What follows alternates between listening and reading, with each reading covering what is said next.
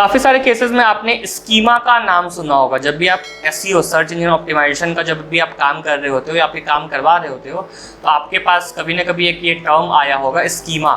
Schema क्या होता है, एग्जाम्पल से मैं आपको समझाता हूँ। जो आपकी मदर टंग है, ठीक है, आपकी मदर टंग अगर मान के चलिए हिंदी है, तो अगर मैं आपके साथ हिंदी में अगर कम्युनिकेट करूँगा तो आप उस हिंदी वाले वर्ड्स या फिर सेंटेंसेस को ईजिली समझ पाओगे compare to non mother tongue languages, जैसे कि स्पेनिश हो गया, चाहे इंग्लिश आपको आती है, ठीक है, फ्रेंच आपको आती है। अगर उन लैंग्वेजेस को अगर आप समझ भी जाते हो, फिर भी कहीं ना कहीं अगर आप बचपन से हिंदी बोलते हुए आए हो तो हिंदी वाली लैंग्वेज आप ज़्यादा प्रीफर करोगे जब आपको कहीं से डाटा लेना हो, चाहे बहुत बड़ा डाटा आपको पढ़ना हो या फिर समझना हो। ये सेम चीज़ होती है गूगल के क्रॉलर्स के साथ भी। गूगल क्या है, एक तरीके का एआई है, ठीक है। वहाँ पे जो क्रॉलर्स आते हैं वो एक तरीके के बोट्स हैं। बोट्स को कौन सी लैंग्वेज समझ में आएगी, उनकी अपनी लैंग्वेज। उनकी अपनी लैंग्वेज कौन सी होती है, जेसन। जेसन का फुल फॉर्म होता है जावा स्क्रिप्ट ऑब्जेक्ट नोटेशन, ठीक है।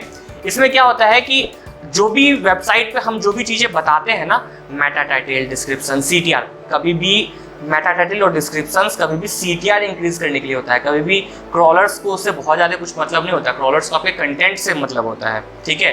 तो अब जैसे आप कंटेंट में कुछ भी आप डाल रहे हो, XYZ चीज़ें लिख रहे हो, आपने 10,000 वर्ड्स का लाइन डाल दिया, ठीक है, 10,000 वर्ड्स का सेंटेंसेस डाल दिया, पैराग्राफ डाल दिया, ठीक है।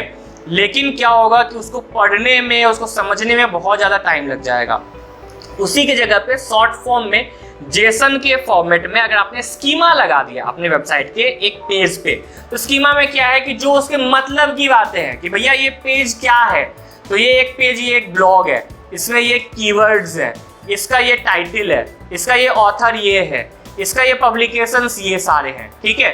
तो क्या होता है कि गूगल को क्रॉलर्स को ना समझ इजीली आ जाता है, उसको 10,000 वर्ड्स नहीं पढ़ने पड़ते हैं, वो आपकी स्कीमा को देख के इजीली समझ जाता है कि आपका वेबसाइट क्या कह रहा है, किससे रिलेटेड है, क्या चीज़ है, क्या कंटेंट है। तो इसके लिए गूगल के क्रॉलर्स या फिर बोट्स आपके वेबसाइट को बहुत अच्छे तरीके से समझ सके, उसे कंटेंट को समझ सके, इंटेंसिटी समझ सके, इसके लिए हम लोग आपके वेबसाइट के ऊपर में स्कीमा लगाते हैं, ठीक है। Thank you.